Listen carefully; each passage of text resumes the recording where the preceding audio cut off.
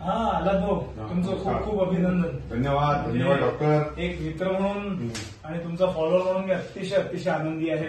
दोन कारणांसाठी की एक तर तुमच्यासारखा एक सच्चा माणूस आज राजकारणाच्या पायरीवर पाय ठेवून अगदी अविरोध आपण निवडून आला. दुसरा आनंद हा आहे की आपण ज्या ठिकाणी निवडून आलात ती आपल्या सगळ्यांची आवडती जागा म्हणजे चिखलदरा, आपला अभिमान. तर खूप जास्ती न लंबवता आला तो माझं तुम्हाला एकच विचारणं आहे की तुम्ही जे चिखलदऱ्याला अविरोध निवडून आलात तर तुमचं चिखलदऱ्याबद्दल भविष्याचं प्लॅनिंग काय आहे? प्लॅनिंग तर मी सांगतोच, पण सगळ्यात पहिल्यांदा हा जो अविरोधचा विषय आहे हा बऱ्याच जणांनी मला विचारला, तो एकदा मी तुम्हाला सांगू इच्छितो. हा अविरोध जो आहे हा अविरोध हा तिथल्या कुठल्या राजकीय पक्षाच्या डोक्यातली गोष्ट नाही आहे, ही कुठल्या तिथल्या एका वैयक्तिक माणसाच्या डोक्यातली गोष्ट नाही आहे. तिथल्या सर्व जी जनता आहे तिथली चिखलदऱ्याची, या जनतेनी तो अशा प्रकारचा हा निर्णय घेतलेला आहे की सगळ्यांना माहिती आहे की महाराष्ट्राचे लाडके मुख्यमंत्री हे चिखलदऱ्याशी संबंधित आहे. ते बरेचदा येऊन गेले आहेत चिखलदऱ्याला, त्यांना तो भाग माहिती आहे. त्यामुळे काय झालंय की लोकांना चिखलदऱ्याचा जो विकास आहे, चिखलदरा हे पर्यटन बेस आहे. सगळं काही तिथलं जे रोजगार आहे तो पर्यटनावर आधारित आहे. त्यामुळे तिथले पर्यटनाच्या पूरक जो विकास आहे तो तिथे रखडला होता. आणि ह्या सगळ्या घडामोडीनंतर लोकांना वाटलं की बा समजा आल्हाद गलोतीला आपण अविरोध निवडून देऊन एक प्रकारचा समजा संदेश दिला की बा आम्हाला विकास हवा आहे, आम्ही विकासाभिमुख आहोत, आम्ही विकासाच्या बाजूला आहोत. कारण की देवेंद्र फडणवीसांची प्रतिमा जी आहे की बा हे विकास पुरुष आहे, यांनी एक गोष्ट विकासाची डोक्यात घेतली तर ती पूर्णत्वास जाते, मोठमोठे प्रकल्प. त्यामुळे चिखलदऱ्याचा विकास जो आहे, जो त्या जनतेला जी अपेक्षा आहे त्याप्रमाणे तो 100% होणार, ही खात्री आणि विश्वास त्या लोकांना होता. आणि त्याच अनुषंगाने लोकांनी हा निर्णय घेतला. म्हणजे अक्षरशः अक्रॉस दी पार्टी लोकांनी हे ठरवलं की नाही, आपण मला म्हणजे आल्हाद गलोतीला इथून अविरोध निवडून द्यावे. त्यांनी सगळ्यांनी ती मिटिंग घेतली. मी आश्चर्यचकित झालो, असा अभिनव निर्णय इथे होतो आहे. म्हणजे खरोखर फडणवीसांच्या जे विकासाचं जे झंझावात आहे त्याच्यावर त्यांनी विश्वास ठेवला असंच म्हणावं लागेल.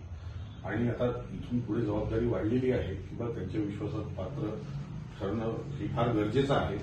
तर तो विषय होईलच. पण हे जे मला सगळ्यांनी अविरोध निवडून दिलं त्यासाठी मी तुमच्या माध्यमातून चिखलदऱ्याच्या जनतेचे खूप मनापासून आभार मानतो आणि त्यांना धन्यवाद देतो.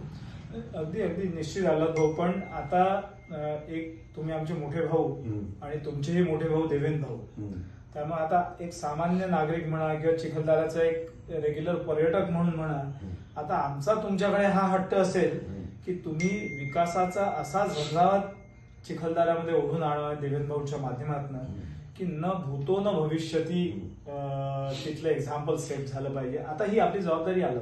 बरोबर बरोबर. नाही कसं आहे की आपण चिखलदऱ्याच्या संदर्भात जे आपण बोलतोय, आता तुम्हाला पण डॉक्टर माहिती आहे, आपण लहान असतानापासून चिखलदऱ्याला बघतो आहे. आपलं वडिलोपार्जित घर तिथे आहे. आपण चिखलदऱ्यात कंटिन्यू राहतो आहे. मी चिखलदऱ्यात दरवेळेस माझं मतदान सुद्धा चिखलदऱ्याला आहे. आता मध्ये काही तुम्ही ऐकलं असेल ना टीव्हीवरती काय माझ्या आडून मुख्यमंत्र्यांवर शरसंधान करायचा प्रयत्न करतात. तर मी पहिलं मतदान नाही आहे की जे मी तिथे करतोय. माझं शेवटचं मतदान म्हणजे मागच्या विधानसभेला जे मी केलेलं ते. त्यामुळे आपलं गेले 70-80 वर्ष झाले तिथे घर आहे, आपले सगळं कुटुंब तिथे राहत आहे. आणि आपण जे वर्षानुवर्ष त्या पर्यटन स्थळाला विदर्भातल्या नंदनवनाच्या बद्दल जो जुडाव आपला, जो एक प्रकारचा लगाव आपला आहे, त्या अनुषंगाने हे प्रकर्षाने जाणवत होतं की बा इथला विकास होणं आणि इथला पर्यटन वाढणं फार आवश्यक आहे. कारण कार्बन निगेटिव्ह जे प्लेसेस आहेत भारतातले त्याच्यापैकी एक आहे ते. नाही पण आला भाऊ, आता बघा ना, तुम्ही कार्बन निगेटिव्ह म्हणता पण आपल्याला तिथे पाणी जे आहे ना टँकर याची व्यवस्था करावी, तोही कार्बन आपल्याला मायनस करायचा आहे. मी एक त्याच याच्यावर येतो आहे की आपण ऑलरेडी आपण कुठे काहीही नसताना आपण ऑलरेडी तिथला एक खाली डॅम आहे बारलिंगा म्हणून, त्या बारलिंगा डॅमहून पाणी लिफ्ट करण्याच्या संदर्भात आपण ऑलरेडी काम चालू केलेलं आहे. ते काम या 3-4-6 वर्षाभरात ते पूर्ण होईल. चिखलदऱ्याची पाण्याची समस्या ही 99% संपून जाईल, कारण की बारलिंगा हे बारमाही स्रोत आहे. थोडीशी तांत्रिक त्याच्यामध्ये काही अडचणी आहेत, त्या निश्चितच होती, खूप मोठ्या नाही आहे.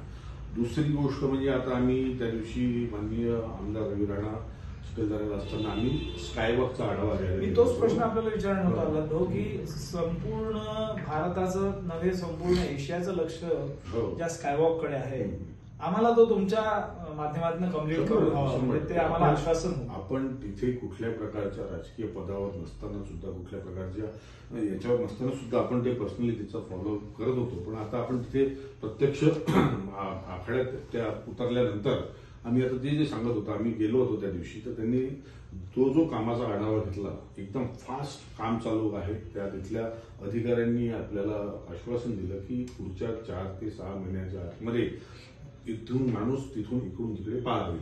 एक छोटीशी तांत्रिक अडचण जी आलेली आहे त्याच्यामध्ये, त्याचं पण आपण निराकरण निश्चितच करू. या वर्षभरात मला कुठल्याही प्रकारची शंका नाही की या वर्षभरामध्ये तो स्कायवॉक जो आहे, जो विदर्भातल्या लोकांनी जे स्वप्न पाहिलं आहे आणि देवेंद्र फडणवीसांनी चिखलदऱ्याला जी देण दिलेली आहे ती पूर्णपणे कार्यान्वित होईल, हा मला 100% विश्वास आहे. सत्तेशेवटी मला असं म्हणावंसं वाटतं की मोदीजींचा जो नारा आहे की सबका साथ आणि सबका विकास, आता बघा अल्लाद भाऊ, तुम्हाला सबका साथ मिळालेला आहे.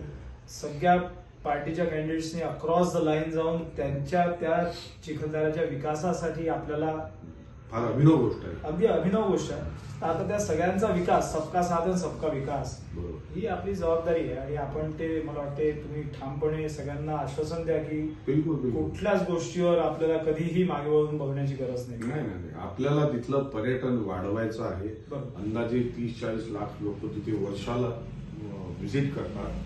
ती संख्या आपल्याला करोडोच्या वरती न्यायची आहे. स्थानिक लोकांचं एम्प्लॉयमेंट वाढलं पाहिजे आहे, पण सोबत पर्यावरणाचा ऱ्हास सुद्धा झाला नाही पाहिजे, हे आपली प्राथमिकता आहे. आणि आपलं चिखलदऱ्यावर तो अपार प्रेम आहे. त्यामुळे म्हणजे तुम्ही, मी, आपली सगळी मित्रमंडळी, अमरावतीतली जनता ही तर चिखलदऱ्यावर प्रेम करतेच, पण चिखलदऱ्याला येण्याचं आकर्षण जे आहे महाराष्ट्रातल्या प्रत्येक शहरातील व्यक्तीला वाटलं पाहिजे, हा आपला प्रयत्न आहे. मला माहिती आहे खूप सारे लोक तुमची वाट बघतात आहे, त्यामुळे मी तुमच्या भविष्याचा एक शुभेच्छा देतो. आणि या शुभेच्छा केवळ माझ्यातर्फेच नाही, तर आपला मित्रपरिवार, आपला बालाजी प्लॉट, आपला अंबाबेट प्रभाग, अंबाबेट नमुना प्रभाग जिथे आपण राहतो, तर आपल्याला चिखलदरा सोबत त्याचा पण विकास करायचा आहे. आणि सरतेशेवटी मी सगळ्यांच्या तर्फे तुमचा हा पुष्पगुच्छ देऊन तुम्हाला शुभेच्छा देतो आणि तुमच्या पुढील वाटचाली करता आम्ही ईश्वर चरणी प्रार्थना अर्पण करतो. Thank you doctor. मी तुम्हाला पण मी एक विनंती करतो या माध्यमातून की या येत्या अमरावती महानगरपालिकेच्या इलेक्शनमध्ये तुम्ही तुमची उमेदवारी जाहीर करावी आणि तुमच्यासारख्या लोकांनी पण राजकारणात येणं आवश्यक आहे. त्यामुळे मी तुम्हाला मनापासून विनंती करेन की तुम्ही या स्थानिक स्वराज्य महानगरपालिकेच्या इलेक्शनला उतरा. धन्यवाद. चला.